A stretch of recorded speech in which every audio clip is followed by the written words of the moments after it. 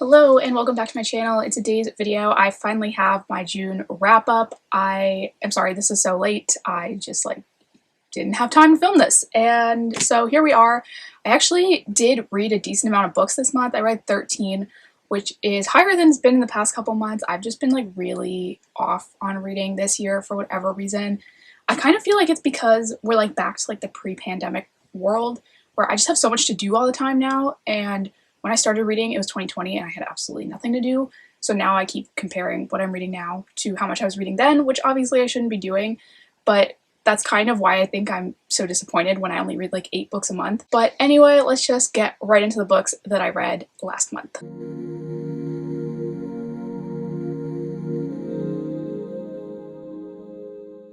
So the first book that I read in June was If This Is Love by Julianne. This one I feel like I've talked about a couple times on my channel on TBR videos and a book haul probably. I was really excited for this one. I thought for sure it was going to be a 5-star read. It follows a cowboy and this girl who lives on the same ranch. She is the adopted daughter of this guy and his wife, and the guy basically adopts her because his wife wants a kid, but he doesn't really care about her. And Milo, the cowboy slash love interest, lives in the barn, I think. He just works on the ranch. And the wife ends up dying, and the dad sort of becomes very abusive to the girl whose name is Indy. And Milo kind of starts taking care of her, sort of steps in when the mom or wife dies. And throughout the book, you're kind of watching them get a little bit older. And the part that didn't work for this book, for me personally, was that when I was sold this book, when it was recommended to me, it was that basically he was always there for her, and that was their relationship sort of growing up. As she got older, he was the one she ran to all the time, which wasn't exactly false, but it wasn't exactly true either. In the first 60 pages of this book, she walks in on him hooking up with a random girl in the barn twice, and I was okay, I get that she's still 14 at that point, but one of the times was on her birthday. And so I'm did he not know that she was going to stop by, realistically? And that just kind of bothered me, because I was if she was of age, we would have never let that happen. No one would have been okay with that. And so it bothered me that it was just because she was 14, we were supposed to be oh yeah, it's totally fine that he's letting her walk in on him hooking up with other girls. That was just so weird to me. Also with this one, I feel maybe I should have read the back, because literally the last line on the back of the book is, "But Milo has a secret. He is not free. The man I love is marrying the woman I hate." I did not know that that was part of the plot line at all. When I saw this book being talked about online, I never heard that aspect of it. But he spends pretty much this entire book with another woman. And not just any woman, but a woman that the main character hates with every fiber of her being. And this girl is just super nasty to her for literally no reason. And I don't know, I didn't care. He kept dating this girl and saying that, he didn't really care about her, but at the same time, he wouldn't tell Indy what was going on, ever. And I was if I was wanting to be with a guy, and he was literally with another girl all the time, and was just oh, you have to trust me, I can't tell you why, but just trust me, I'd be no. I don't know, the whole book just didn't really make sense to me. I ended up giving this 3 stars. I was very disappointed because, I said, I thought this was going to be a 5-star book. I thought I was going to love this, but it just, really didn't give what I wanted it to give. But, I know some people love this, so, maybe you'd like it if you like really depressing sort of books, I guess, because that's sort of how I felt about this. It wasn't really, a romance, I don't think. It was a good story, but it wasn't a great romance. Next, I got the audiobook arc for The Summer Girl by Elle Kennedy. This is, I believe, the final book in the Avalon Bay series. The Avalon Bay series hasn't been my favorite thing in the world. I didn't really like Good Girl Complex. Bad Girl Reputation was decent. This one was okay as well. I still don't feel like this series lives up to her off-campus books, but it was okay. I did like certain aspects about this one. This one follows Cassie and Tate. And Tate is sort of the playboy of this town. He is known for sleeping around all the time, different girl every night kind of dude. And Cassie is, I believe she's visiting her grandmother for the summer, and Tate is house-sitting the house next door to hers. So they're kind of bumping into each other all the time and seeing each other. And he's kind of I can't give you a relationship. He's very upfront about it with her.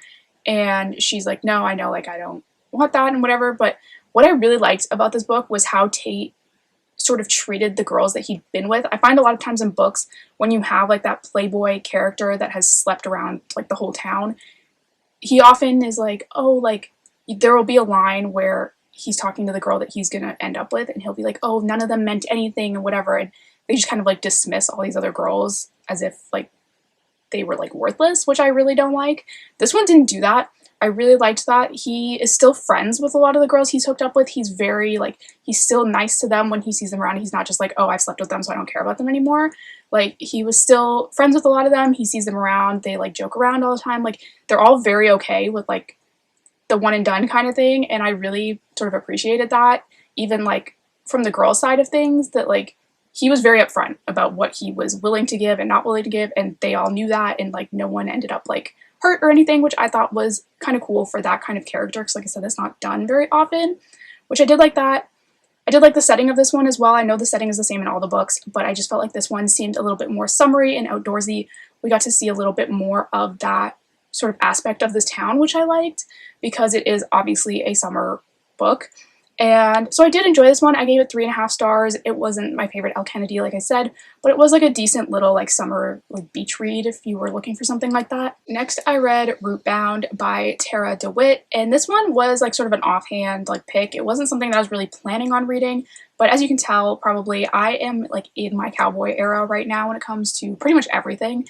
And so the cover of this one and the title just kind of like drew me in. This one was actually pleasantly surprising. I did enjoy this one. I gave it 4 stars. This one follows a girl named Tate, who is a photographer, and she gets this job sort of offer, and she's drunk when she gets the call. And so she kind of says like, I guess I'll do it, like whatever. And she realizes the next day that the job she has agreed to is photographing this ranch that is used in a TV show. And she's kind of upset about it because this ranch is actually her dad's ranch, and she wants nothing to do with him, doesn't want to go to this ranch. Like, there's all these people there that she doesn't want to see, basically. But she's kind of like now like locked into it because she's said yes to it. And so she's kind of trying to figure out how she's going to go about it. She's like, well, maybe they won't recognize me. Like, no one's seen me in, 20 years or whatever. Like, maybe I can just go take the pictures and leave, and like no one will know who I am or anything. And she goes out to this ranch, and this like grumpy guy, Henry, picks her up from the airport and just like hates her on sight, like doesn't want anything to do with her either.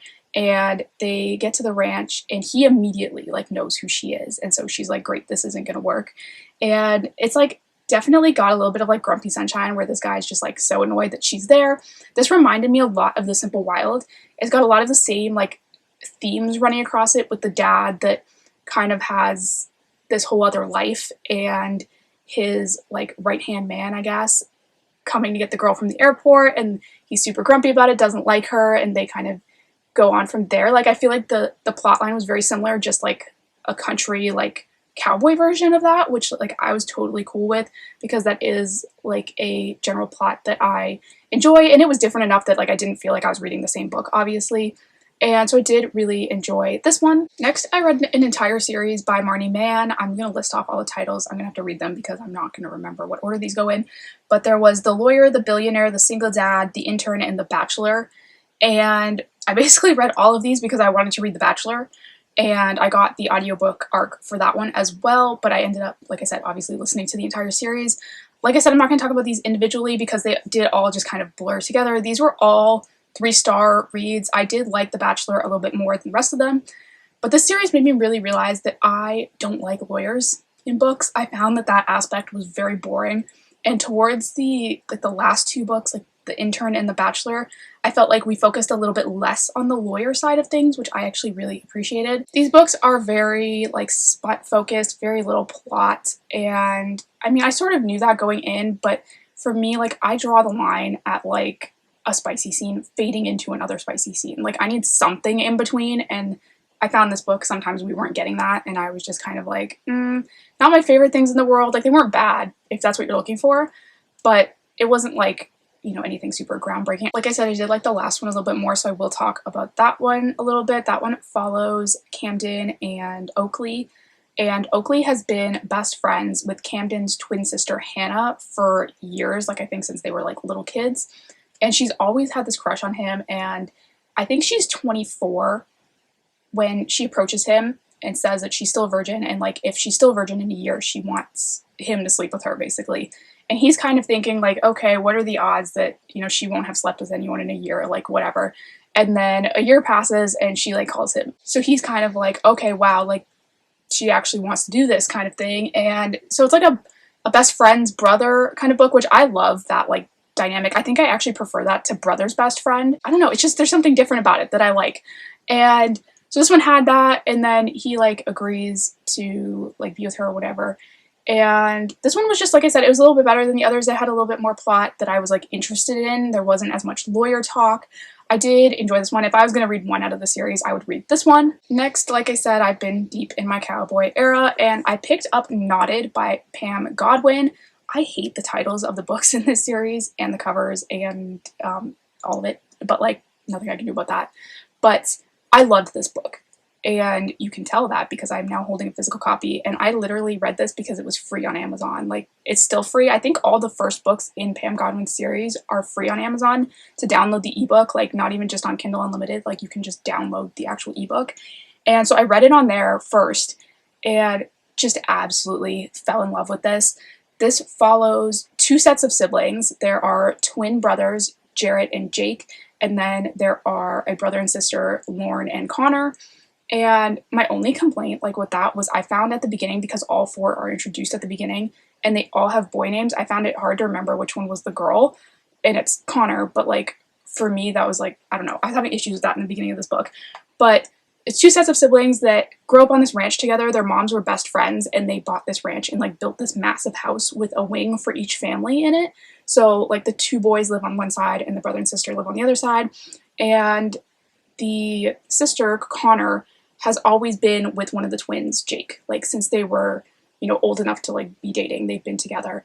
And this book starts out with them basically planning, it's her 16th birthday, I think, and he is planning to finally sleep with her. And he's like got this whole night planned where they're going to go out to this ravine, and like the other two guys are going to like distract the ranch hands and make sure that like no one comes and like interrupts them and anything. It's like this whole thing that he's got planned, and it ends up going very, very badly. Basically, definitely look up trigger warnings for this and like take them seriously, because the trigger warnings for this aren't things that are just like casually mentioned. They're like things that are shown in graphic detail. So like if there's anything on the list that you're like, oh, I don't know about that, like probably skip this one.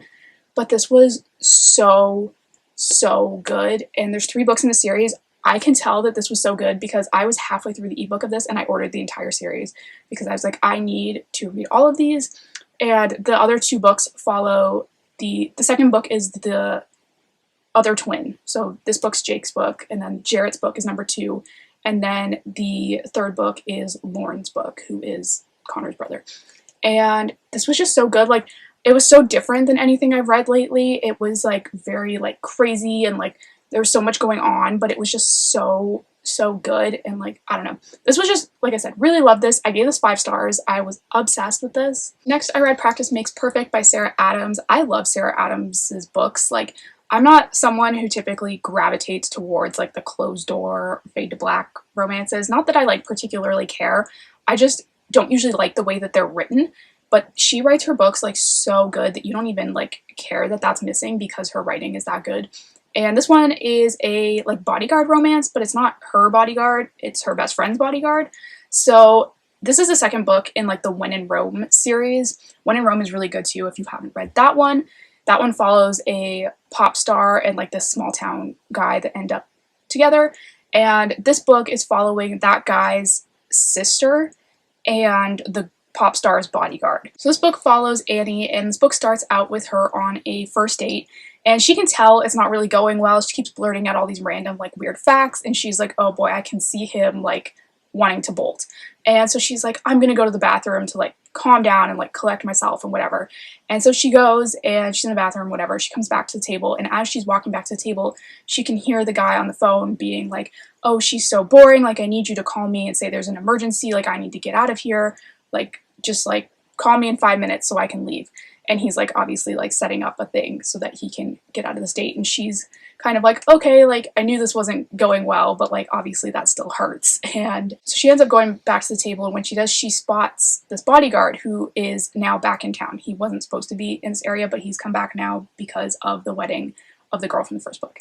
And so he's back in town, and she kind of sees him, and she's like, oh my gosh, like he's back, whatever. He comes over to say hi and kind of realizes what's going on when this guy gets his like fake emergency phone call. And basically what transpires is sort of like a fake dating type thing that the pop star sets up. So she like convinces the bodyguard that he should like teach Annie how to date so that she can go like on dates without blurting all these random facts and stuff, because she's like, you don't want a relationship. She is just like looking to get some practice. Like you two would be perfect to do this together. And she sort of sets them up, and he is like fine because he hates being in this town. He thinks it's so boring. He's used to being like security for like high risk like political candidates and stuff, and he kind of feels like when this pop star is just in this tiny town, there's nothing for him to do. And so he's super bored, so he ends up taking her up on the offer, and obviously things go from there. This was just so cute. I really loved this one. I loved Annie, I loved Noah. They were both really cute, and I really loved this book. Next, I read The True Love Experiment by Christina Lauren, and I actually DNF'd this one. I didn't like this at all. Like, I don't know, I don't think I've seen a lot of negative reviews for this, but I just really was like not feeling this book at all.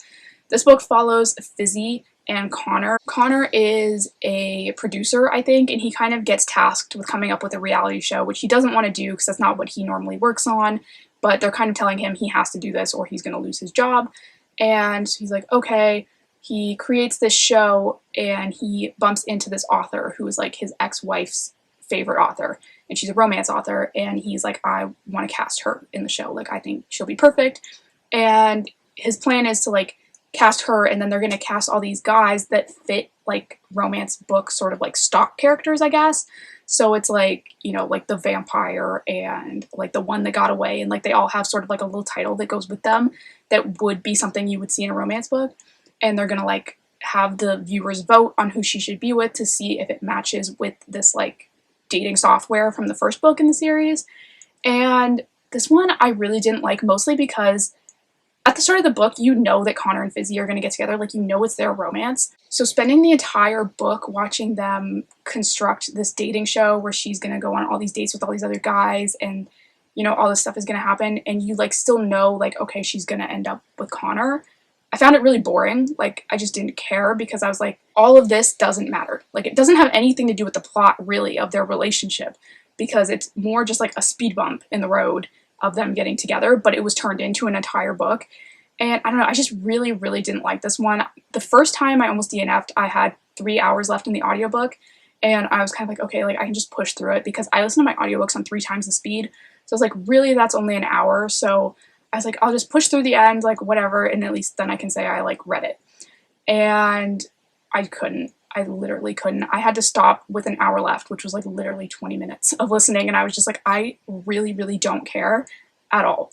And so I DNF'd then. At that point, I don't feel like I was missing anything. I really did not have a good time with this book.